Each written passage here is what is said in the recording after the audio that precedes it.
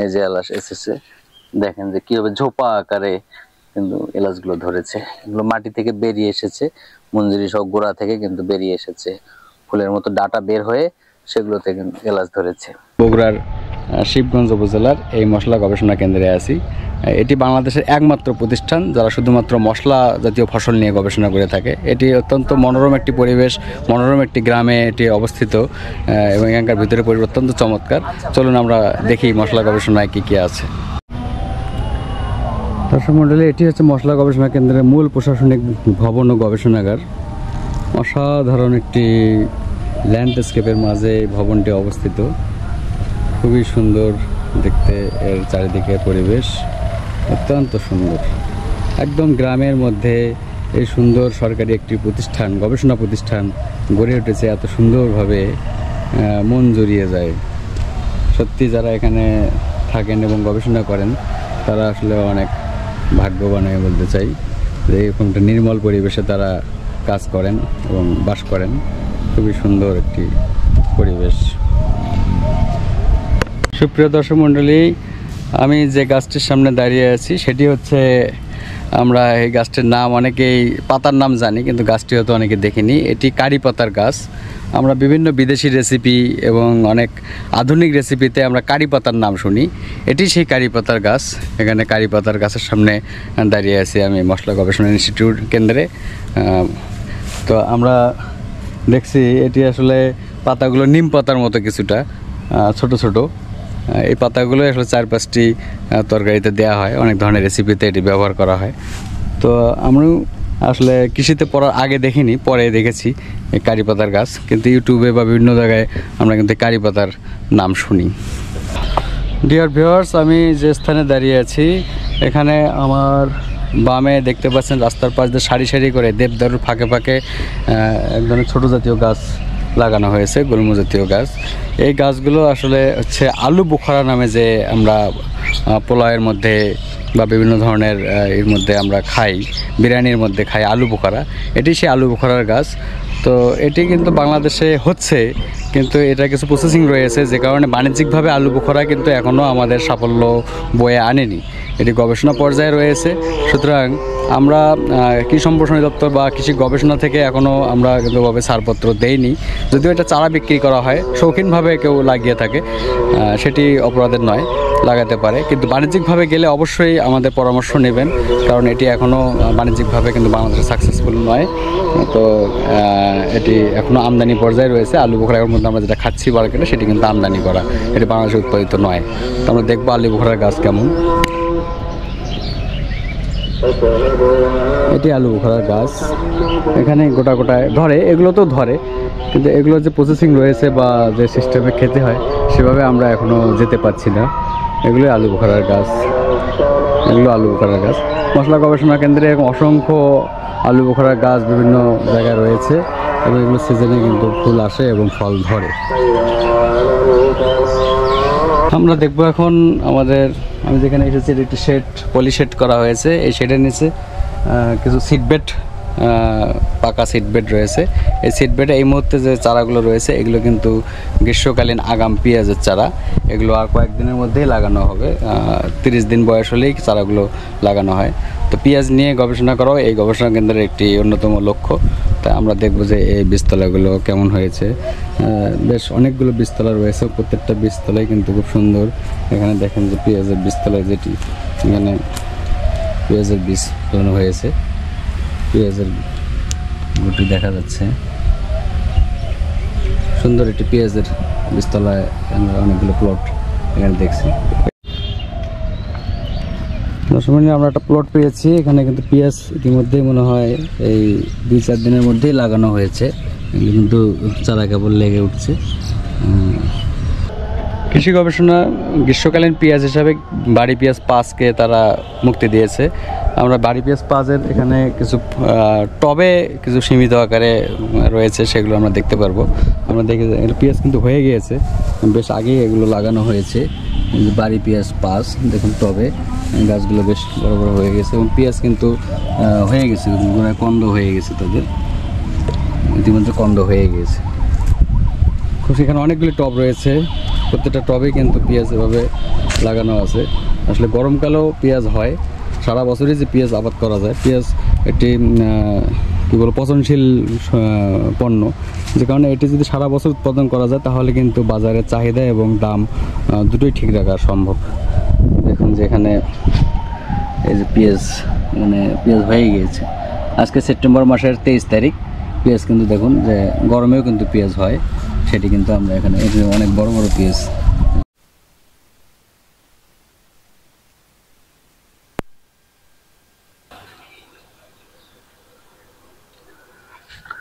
আমরা ভ্যানিলার শেডটাতে দিয়ে মাঝখান দিয়ে যাবো।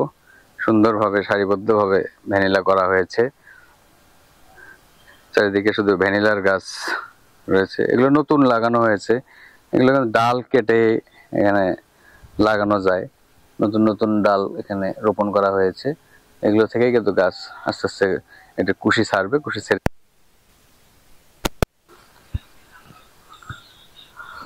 আমরা দেখছি যে এখানে ভ্যানিলার যে চারাগুলো বা গাছগুলো পিলারের মাঝে মাঝে এগুলো রাখা হয়েছে এবং উপরে একটি শেড দেওয়া হয়েছে।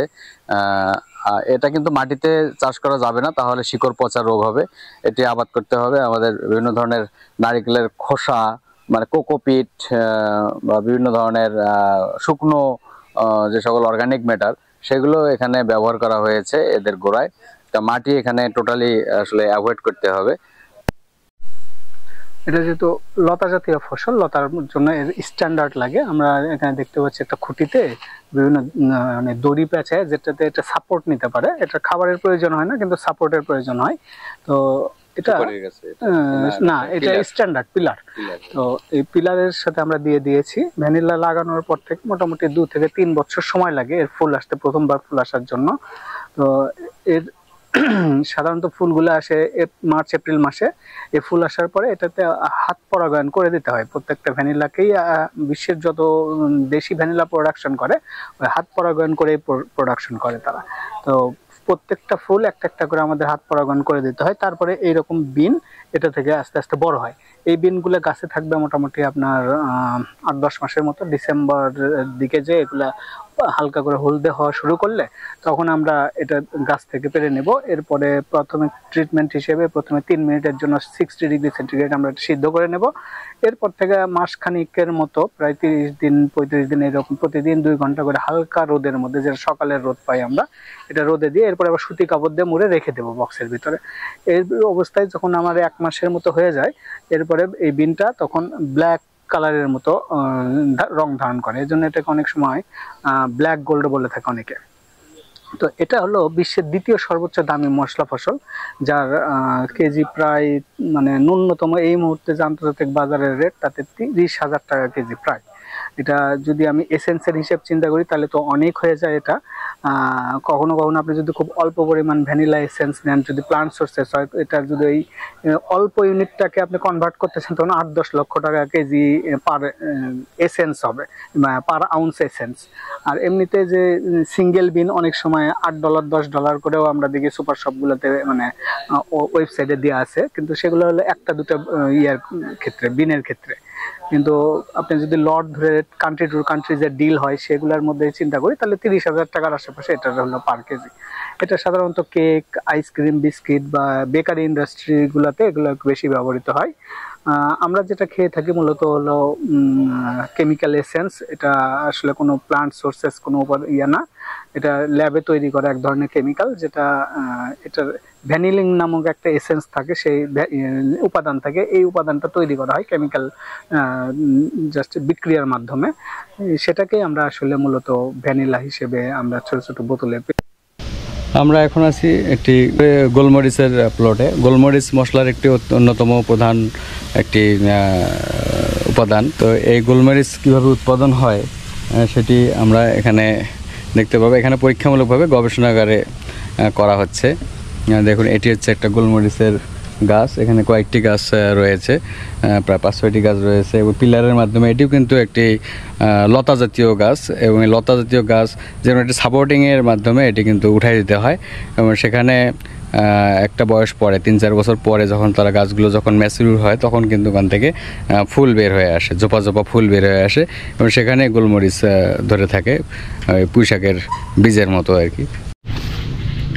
এটার যে জাত সেটি হচ্ছে বাড়ি গোলমরিচ 1 নামে এই জাতটি এখানে রিলিজ করা হয়েছে, বাড়ি গোলমরিচ 1। দেখেন যে গোলমরিচ ধরেছে, পরিমাণে কম কিন্তু কয়েকটি গোলমরিচ কিন্তু এখানে ধরেছে, এগুলো এখনো ম্যাচিউর হয়নি, ম্যাচিউর হলে পেকে কালো হবে, এগুলো গোলমরিচ ধরেছে এখানে। তো যাক, এটি গোলমরিচের চারা কিন্তু এখন পাওয়া যাচ্ছে, এই মশলা গবেষণাতেই পাওয়া যায়। যারা আগ্রহী আছেন তারা এখান থেকে গোলমরিচ কিনে নিয়ে তারা বাসায় লাগাতে পারবেন। কি বলা লাগে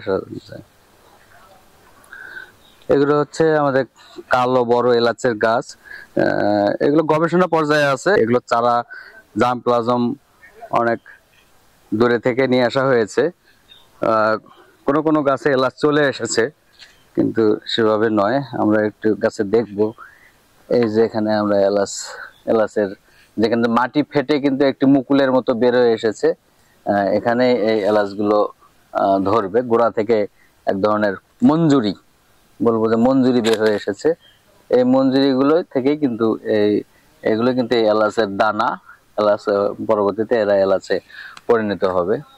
এখানে আরো আছে অনেক, মাটি ফেটে ফেটে এখানে অনেক রয়েছে এলাচ। এগুলো কিন্তু অনেক বিদেশ থেকে এগুলো চারা নিয়ে আসা হয়েছে, নিয়ে এসে এখানে গবেষণা পর্যায়ে রয়েছে, কিন্তু এখনো এটা কিন্তু ফিল্ড লেভেলে বা কৃষক পর্যায়ে সম্প্রসারণ করার মতো সফলতা আনেনি, এটি এখনো গবেষণার মধ্যে সীমাবদ্ধ আছে। এজন্য যারা এলাচ চারা নার্সারি থেকে অনেকে ক্রয় করেন তারা কিন্তু অবশ্যই একটু সচেতন থাকবেন যে আসলে এগুলো আসলে এলাচ কিনা। এরকম অনেক প্রতারণার অনেকে কিন্তু করছেন, তারা বিভিন্নভাবে অনেক টাকা দাম নিয়ে চারাগুলো কৃষকের মাঝে বিক্রি করছেন। এই যে দেখুন যে এটা কিন্তু অনেক লম্বা লম্বা বিশাল বাঁশের চারার মতো গাছগুলো হয়েছে এবং অনেক মঞ্জুরি বের হয়ে এলাচ গোড়া থেকে বেরিয়ে এসেছে, একদম গোড়া থেকে এলাচের ঝোপা মঞ্জুরি বেরিয়ে এসেছে গোড়া থেকে। এভাবেই কিন্তু এলাচ কিন্তু এভাবেই হয়, কিন্তু আমরা অনেকে মনে করি যে এটি পাতার কোনো ফুল থেকে হয় বা উপর থেকে ফুল ধরে হয়, সেগুলো কিন্তু এলাচ নয়। এজন্য আপনারা কেয়ারফুল থাকবেন। এটি মশলা গবেষণা কেন্দ্রের এলাচ বাগান। আমরা দেখতে পাচ্ছি এখানে বেশ কয়েকটি দারুচিনি গাছ রয়েছে। মশলা গবেষণা এটি নিয়ে গবেষণা করা হচ্ছে যে আসলে দারুচিনি বাংলাদেশে কতটুকু হবে। তবে আমি বলবো যে যারা দারুচিনি চাষ করতে চান, দারুচিনি কিন্তু একক কোনো ফসল নয় যে একটি গাছ বাড়িতে আপনি লাগালেন আর সেটা বাণিজ্যিক আকারে হবে, এরকম কিন্তু না। দারুচিনি উৎপাদনে কিন্তু শ্রীলঙ্কা, ভারতের দক্ষিণ কেরালা বা তামিলনাড়ু প্রদেশ এবং সেই সাথে ইন্দোনেশিয়া, মালয়েশিয়া, এরা কিছু দারুচিনি কিন্তু তাদের দ্বীপ অঞ্চলে করে থাকে, কিন্তু আমাদের দেশে দারুচিনি লাগানো হয়েছে।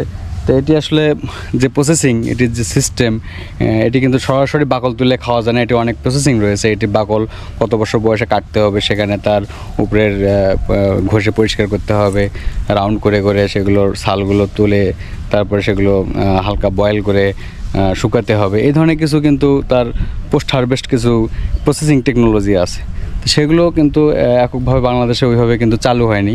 সুতরাং বাণিজ্যিক আকারে দারুচিনি লাগানোর কিন্তু এখনও আমাদের সময় হয়নি, হয়তো গবেষণা পর্যায়ে চলছে, হয়তো ভবিষ্যতে এই ইন্ডাস্ট্রি গড়ে উঠবে। তো আপাতত আমার পরামর্শ থাকবে যে আপনি না জেনে হুট করেই এই ধরনের কোনো বাগান বা এই ধরনের গাছগুলো লাগানো ঠিক হবে কি না, কিন্তু শোভাবর্ধন হিসেবে আপনি একটা গাছ হিসেবে কিন্তু লাগাতেই পারেন, এতে কোনো নিষেধাজ্ঞা বা কোনো বলার কিছু নেই, সেটি আপনি লাগাতেই পারেন। কিন্তু যখন এখান থেকে আউটপুটের চিন্তা করবেন তখন কিন্তু আপনাকে আরও ভেবে চিন্তে এদিকে আগাতে হবে। দর্শক মণ্ডলী, এটি যেটি দেখতে পাচ্ছেন একটা ঘাসের মতো একটি থোক আকারে এখানে জন্মেছে, এটার নাম দেখতে পাচ্ছেন যে লেমন গ্রাস, এটি বাংলা বলে গন্ধবেনা। এটি বিভিন্ন ধরনের মশলা হিসাবে বা সেন্ট হিসাবে এটি ইন্ডাস্ট্রি লেভেলে ব্যবহার হয়ে থাকে। আমি ঠিক জানি না যে লেমন গ্রাসের আসলে ব্যবহারটা কী, তারপর এটি নাকি সুন্দর একটি সুগন্ধ আছে, সেটি ব্যবহার হয়ে থাকে। আমরা যদি একটু দেখি, হ্যাঁ আমরা একটি পাতা যদি আমি ছেড়ে দেখি, খুব সুন্দর রেডি টি এর মধ্যে যে সেন্টটা পাওয়া যায় সেই সুগন্ধটা এখানে আছে। চমৎকার একটি সেন্ট লেমন গ্রাসের, অসাধারণ একটি দারুণ একটি সুগন্ধ, একদম মন ভালো হয়ে গেল মনে হচ্ছে সুগন্ধটা শুনে।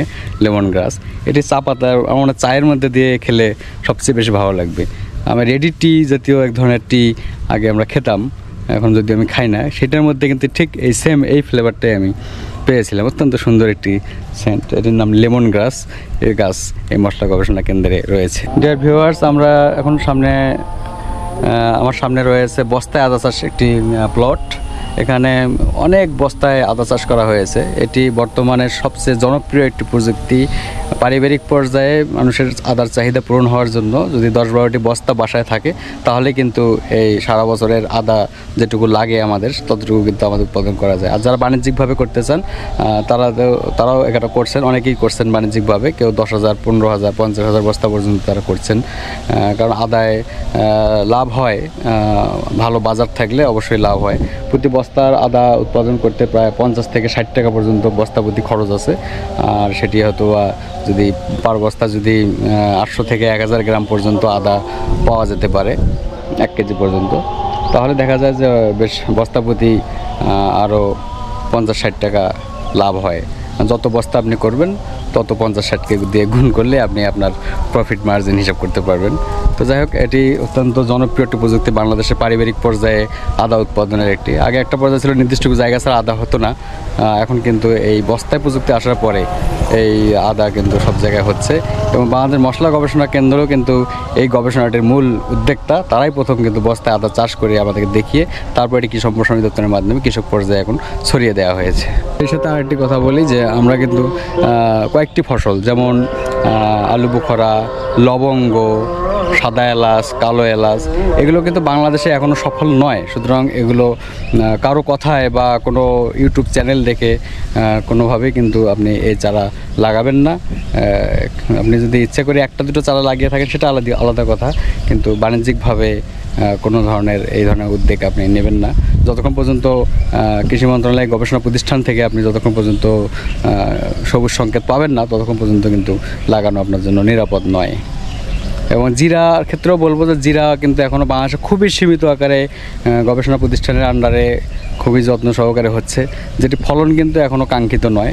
সুতরাং জিরাও কিন্তু আমাদের এখনও সেইভাবে সফলতা আনতে পারেনি। তবে গবেষণা চলছে, তো যে কোনো একটা ভ্যারাইটি আমরা পেয়ে গেলেই, যে জাতটা পেয়ে গেলেই হয়তো বা একসময় আমরা সফল হব।